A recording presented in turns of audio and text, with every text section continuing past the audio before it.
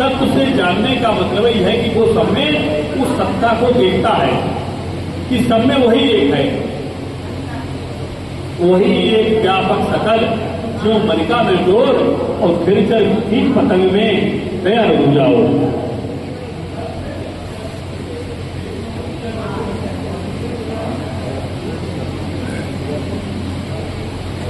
वही एक व्यापक सकल जो मलिका में डोर फिर चल कीट पतंग में दया रुक जाओ।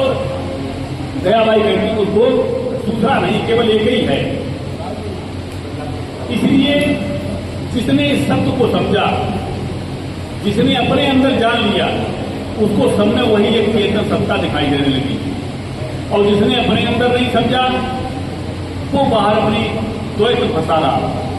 कपिल मुनि कहते द्वैत का द्वैत फंसा एक ठाई, कपिल मुन सोच गई कि जिस समय हम पानी से भजन करते हैं, पानी से प्रार्थना करते हैं, पानी से कुछ भी करते हैं, उस समय हम दो में खड़े हो जाते हैं, द्वैत होता है। और पानी से उपराम होते हैं, अपने स्वरूप में पहुंचते हैं, तब हम एक होते हैं। दो से एक होने का ही ज्ञान वास्तव में अद्वैत है। अद्वैत का मतलब ही होता है जहां दूसरा नहीं, वही एक, वही है पूरी संपूर्ण संसार में। व्यापक एक ब्रह्म अविनाशी और सतचेतन घन आनंद राशि। अस्ति प्रभु हृदय अछति अधिकारी और सकल जीव जगदीन दुधारी। कि वही ब्रह्म पूरे संसार में ब्रह्मांड में व्यापा हुआ है, हमारे अंदर भी है। दुख का कारण क्या है कि अगर हमारा अपनी आत्मा से परिचय नहीं होता है तो हमारे सामने दुख है।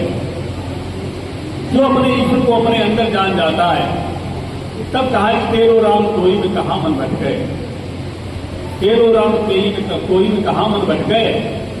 जिम मेहंदी में बसे लालिमा बिन युक्ति नहीं निकसे, जिम गन्ने में गुड़ बसत है बिन युक्ति नहीं निकसे, जिम दूध में घी बसत है बिन युक्ति नहीं निकसे। तेरो राम कोई में कहा मन भट गए। अवस्थाएं हैं उसकी अलग अलग। जब वो भक्ति के नीचे अपना काम करता है तब वो जीवात्मा है, और जैसे ही उसकी शक्ति व्यक्ति के ऊपर रूप गमन करती है, वैसे ही उसके रूप बदलते चले जाते हैं।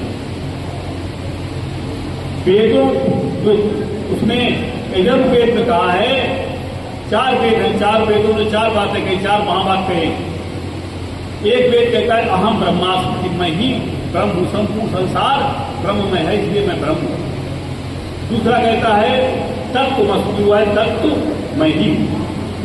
तीसरा कहता है अयम आत्मा ब्रह्म, ये आत्मा ही ब्रह्म है। और चौथे यजुर्वेद में उन्होंने क्या कहा, प्रज्ञानम ब्रह्म।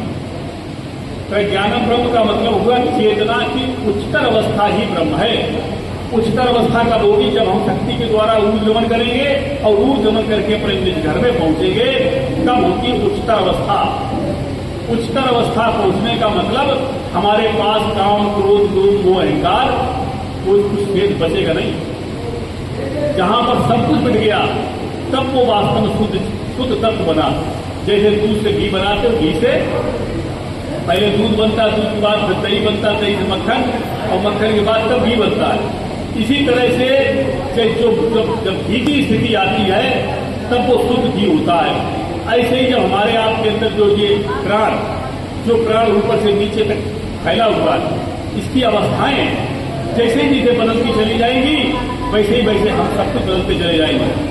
तो जिसने अपने अंदर खोजा उसने तो पा लिया, और जो बाहर खोजता रह गया तो बाहर को खोजते ही खोजते पूरा जीवन चला गया, पाया नहीं। इसलिए कहा जाता है अंतर्यज्ञ, अंतर्मुख।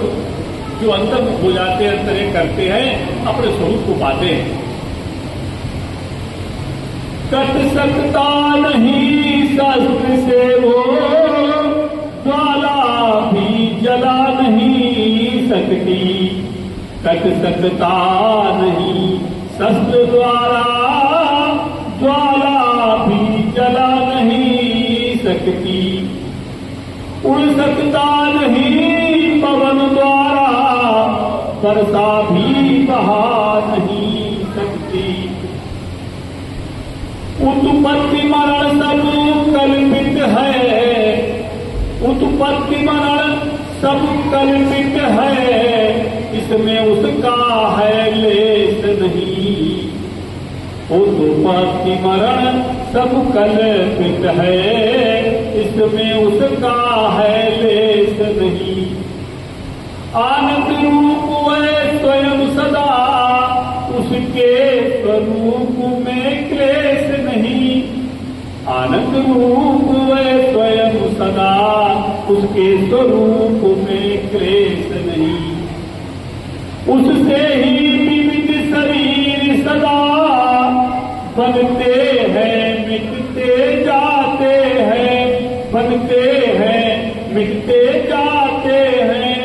जिस तरह पुराने होने पर, जिस तरह पुराने होने पर वस्त्रादि बदलते जाते हैं, इस तरह पुराने होने पर वस्त्रादि बदलते जाते हैं। तो दुखों का अंत कहां पर होता है?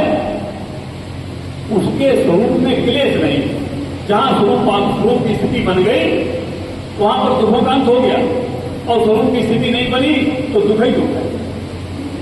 इसलिए दुखों का अंत कहां पे है कि हमें जो भजन मिला है हम भजन करते रहें जितना कर सकें, क्योंकि इसकी कोई लिमिट नहीं है। परमात्मा ने हमें आपको जन्म दिया और साथ में परवस्था दे दी, भाग्य दे दिया, प्रारब्ध दे दिया, संस्कार दे दिए कि इससे आगे कुछ नहीं कर पाओगे। ज्यादातर यही होता है जिसके शरीर से जो होना है उतना नहीं कर पाता, आगे नहीं कर पाता। वहां परवस्था एक है ऐसी है, कौन सी कि अपनी आत्मा को जाग करके चाहे जितना भजन कर लो, साक्षात ईश्वर बन जाओ। यहां तक की छूट है कि इस भजन में कोई रुकावट नहीं कि इसमें से नहीं कि हम इतना ही कर पाएंगे। यहां पर जहां हमारा बस है वहां हम करते नहीं, और जहां बस नहीं उसमें हम लगे पड़े कि रात दिन हम ये कर लें, उसमें कुछ नहीं कर पाते। थोड़ा बहुत होता है इसकी घटा बढ़ा लो, बात बाकी कुछ नहीं। लेकिन ईश्वर का भजन ऐसा है कि अगर हम चाहें तो इसी जन्म में अपने स्वरूप को पालें, अपने निज घर में पहुंच जाए, अपने को कृतार्थ कर ले, अपना कल्याण कर ले। इसलिए कहा जाता है कि इस भजन में बहुत ताकत होती है, जिसके लिए कहा तो यहां तक क्या कि 7 पीढ़ी आगे और 7 पीढ़ी पीछे तक का फर्क प्रभाव पड़ता है। क्योंकि घर में अगर एक दीपक जल गया तो उस घर का अंधेरा दूर होता है। कोई साधु निकलते रहते हैं। एक रघुवर दयाल जी महात्मा जी थे, तो उन्होंने ये कहा कि मेरे परिवार में 7 पीढ़ी तक बराबर संत आते रहे, और वास्तव में 4-5 पीढ़ी तक उनका हिसाब है कि बराबर कोई अच्छा से अच्छा संत निकलता है। तो ये होता है कि जिस घर में ये दीपक जल जाता है आत्मज्ञान का जहां दीपक जल जाता है वहां पर कोई जलते ही चला जाता है। इसलिए इसमें सबके लिए है कि हम जहां जितना ज्यादा से ज्यादा भजन करें, ज्यादा से ज्यादा भजन में समय दें, तभी हमारा कल्याण होगा।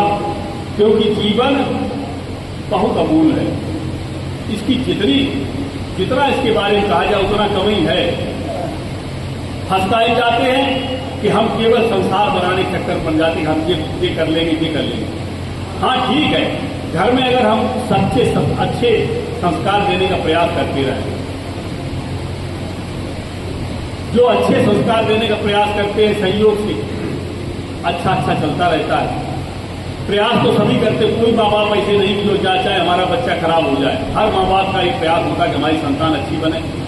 लेकिन भक्त प्रहलाद कहते हैं कि बच्चों ने कहा, भक्त प्रहलाद के साथ बच्चे जो खेलते थे उन्होंने कहा कि ये बताओ कि माता पिता जो गुरु जो कहा है समझ कीजिए का है, तुम क्या चक्कर पड़े, तुम्हारे गुरु जो कह रहे वो मान लो, माता पिता कह रहे वो मान लो, तुम एक अलग से नई बात क्यों करते हो। सुन बोले प्रहलाद तब प्रहलाद ने क्या कहा कि मात पिता गुरु सोई करें जो सम्मुख राम के जहां तक निजबल हो। वास्तव में कोई माता पिता सच्चा संस्कार विद्युत संस्कार देने की बात कही जाती है कि अगर अपने बच्चों में भक्ति का संस्कार डाल दें तो वो वास्तव में एक संस्कार पक्का है। और नहीं तो दुनिया बनाने वाले चाहे कितने संस्कार दे जाए, बड़ी बड़ी अच्छी बातें कही जाती है, लड़का जब बड़े हो तो आंखें दिखाने लगा। जो भक्ति का संस्कार देंगे तो वास्तव में उसके अंदर बदलाव आएगा। भक्ति का संस्कार माता वास्तव में सबसे बड़ी गुरु है। अगर माँ अपने बच्चे को भक्ति का संस्कार देती है तो बच्चे के अंदर भक्ति के भाव आ जाते हैं, उनके अंदर एक जागृति आ जाती है। इसलिए कहा जाता है कि प्रथम पाठशाला कहाँ है? माँ के यहाँ।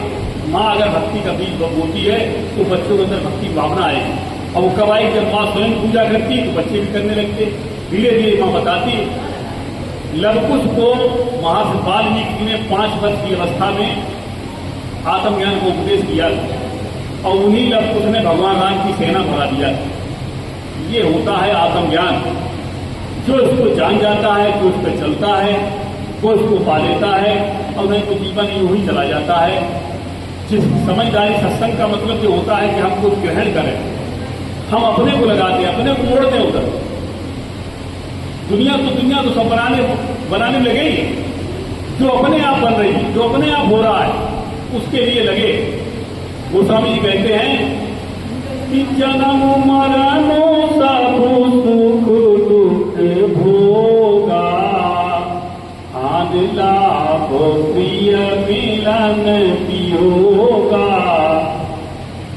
जन्म मरणो सब सुख दुख भोगा, हान लाभ प्रिय मिलन पियोगा।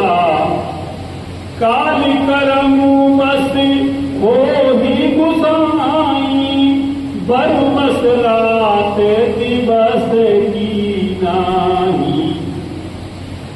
मोह विशासक शोभ विहारा, देखिए सपने अनेक प्रकारा।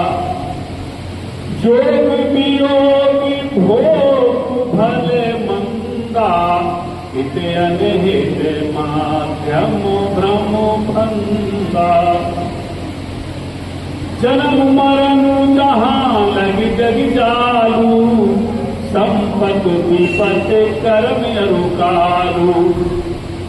धरनी धाम धन गुरु परवारू, सर्व नरक जहां लग व्यवहारू। देखिए सुनिए पुनी मन माही, और